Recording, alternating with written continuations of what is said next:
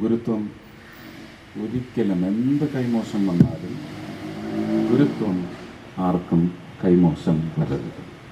നമ്മൾ ഈ ആണിക്കുറ്റം, ചുഴിക്കുറ്റം എന്നൊക്കെ പറയുന്നത് പ്രത്യേകിച്ച് കലാപ്രവർത്തനങ്ങൾ സ്വാംശീകരിച്ച് അത് തലമുറകളോളം നമ്മുടെ കുടുംബത്തിന്, നമ്മുടെ കുലത്തിന് ഖ്യാതി നേടിത്തന്നുകൊണ്ടേയിരിക്കണമെങ്കിൽ ഗുരുത്വം ഒന്നില്ലെങ്കിൽ എത്ര അറിവുണ്ടായിട്ടും ഒരു കാര്യവുമില്ല.